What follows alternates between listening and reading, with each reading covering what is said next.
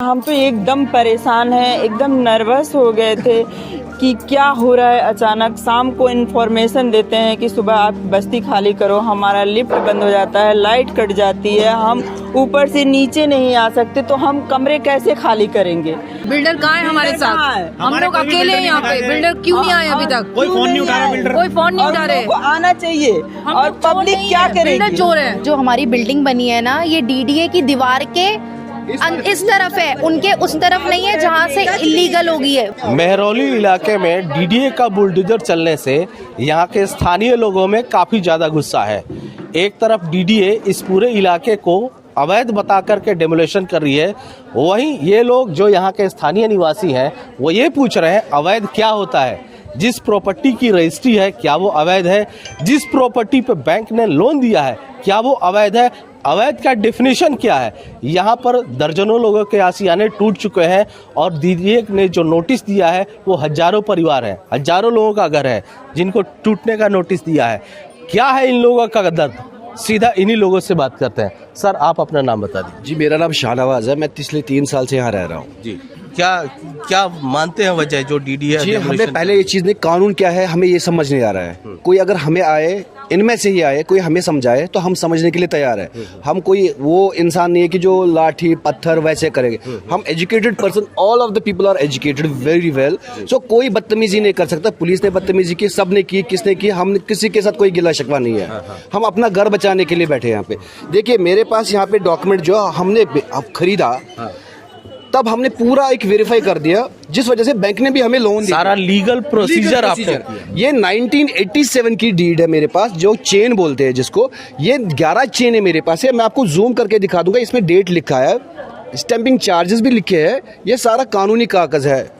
हमारा तो घर का नहीं है, या आपकी किसी दुकान से तो खरीद नहीं सकते इस चीज़ को। तो ये चीज़ें लेकर हमने जो अब रजिस्ट्री की है, हमने उसकी स्टैंपिंग चार्जेस जो अब हमने दे दिए गवर्नमेंट को, वो तो हमने, जाहिर सी बात है, जब 2 बंदे आ गए मेरा सर्वे करके रजिस्ट्रार ऑफिस से, 2 दिन उन्होंने पूरा सर्वे किया, मेजरमेंट किया, हर एक चीज़ कर दिया। उसके बाद 1 हफ्ते बाद रजिस्ट्री मिल गई। अब ये बता रहे जो एक खसरा नंबर है किसी और जगह है, तो यार गवर्नमेंट को नहीं पता है कि मैं किस खसरे को रजिस्ट्री दे रहा हूँ।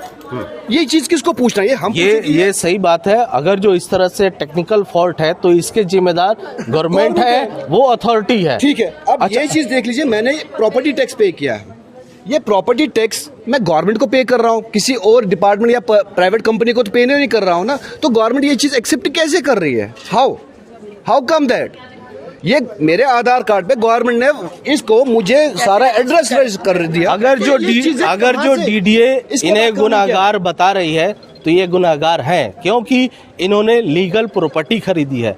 ये गुनाहगार इसलिए है कि इन्होंने अपनी गाड़ी कमाई दे करके अपने आशियाने को खरीदा है।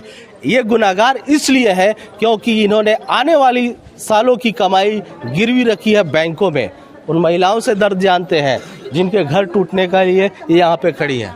सही सर, हम तो एकदम परेशान हैं, एकदम नर्वस हो गए थे कि क्या हो रहा है। अचानक शाम को इन्फॉर्मेशन देते हैं कि सुबह आप बस्ती खाली करो, हमारा लिफ्ट बंद हो जाता है, लाइट कट जाती है, हम ऊपर से नीचे नहीं आ सकते, तो हम कमरे कैसे खाली करेंगे। और फिर रजिस्ट्री होती है और सरकार क्या झूठी होती है, वो कोर्ट नहीं पहुंचता कागज। हम किस पे विश्वास करें? आप बताइए क्यों करें हम? हम क्यों करें? हमारा तो घर है ना मैम, हमारा घर है ना। बिल्डर कहाँ है हमारे साथ? हम लोग अकेले हैं यहाँ पे। बिल्डर क्यों नहीं आए अभी तक? कोई फोन नहीं उठा रहा बिल्डर। कोई फोन नहीं उठा रहे। आना चाहिए और पब्लिक क्या करेगी? बिल्डर चोर है। पब्लिक क्या करेगी? सबको तो हम लोग इन्होंने जो अपने जीवन भर की कमाई है वो यहाँ पे लगाई है। ये उनका फ्यूचर भी हमने गिरवी रखा है। वही बोल रहा है, इन्होंने अपने भविष्य की कमाई तक को गिरवी रखा है। हम लोगों ने अपने आप को गिरवी रखा है, अपने बच्चों को गिरवी रखा हुआ है। 3 लड़कियां हैं सर। पिछले 2 साल से हम लोग यहाँ रह रहे हैं। बाकायदा अपना प्रॉपर्टी, अपना लोन लेकर के हम यहाँ घर खरीदते हैं। आपको मोटेशन करवा रखे हैं, प्रॉपर्टी टैक्स भर रहा है, बिजली बिल भर रहा है, सब कुछ भर रहा है। 2 साल में कुछ नहीं हुआ। पीछे डीडीए की दीवार बनी है, उसको आखिर कल उन्होंने तोड़ दिया। अब उसका भी ब्लेम हम लोग के ऊपर डालेंगे कि इन लोगों को तोड़े। जब डीडीए की दीवार वो बना कर गया तो उनको पहले देखना चाहिए था ना। ये बिल्डिंग आज तो बनकर तैयार नहीं हुई है, बने हुए सिर्फ 2 साल हुए हैं, आपको यहाँ पहले देना चाहिए। ये अजीब विडंबना है, क्योंकि डीडीए के द्वारा एक्यूज ये है और एक तरह से अपने तरफ से पीड़ित भी यही है। क्या कहेंगी आप इस पूरे आपको एक चीज और दिखा दूंगा, एक चीज पीछे जो डीडीए का गेट है ना, वो देखो कितना दूर है। मैं ये बता देती हूँ, ये जो हमारी बिल्डिंग बनी है ना, ये डीडीए की दीवार के इस तरफ है, उनके उस तरफ नहीं है जहाँ से इलीगल हो गई है। मतलब टच भी नहीं, हमारी तो बालकनी भी बाहर नहीं जा रही है। मेरे पास डॉक्यूमेंट्स है, मेरे पास डॉक्यूमेंट्स है रजिस्ट्री के, मेरे घर के रजिस्ट्री देखो आप देखिए। अगर ये इलीगल हो जाएगा तो हम कहाँ जाएंगे? हम सरकार से फिर क्या बोलेंगे? रजिस्ट्री इलीगल हो जाएगी। एक चीज और आपको दिखाना चाहूंगा मैम, यहाँ पे देखिए, यहाँ पे हाई कोर्ट के द्वारा स्टे का ऑर्डर दिया गया है। हालांकि ये 6 दिनों के लिए है, ये हाई कोर्ट के द्वारा स्टे का ऑर्डर दिया है।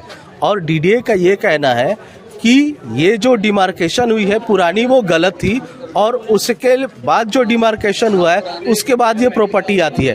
लेकिन यहाँ के लोगों का ये कहना है कि आने वाले 10 साल बाद डीडीए एक और डिमार्केशन करे और इससे 100 फुट 200 फुट और अंदर जाके कहे कि जी वो भी जमीन डीडीए की है, तो इसके जवाबदेह कौन है? क्या कहेंगे? 217 में 2017 में डीडीए ने जो ग्राफ दिया था, वो तो हमसे कम 300 फीट की दूरी पे है। तो ये 217 के बाद रिटर्न बैक कैसे आ गए, उस चीज में कैसे आ गए? और जो आर्किटेक्चर का पार्क का है, आप पीछे भी लेके चलते हैं हम आपको, आप देखो उनका गेट कहाँ पे है, उनका गेट कहाँ पे है।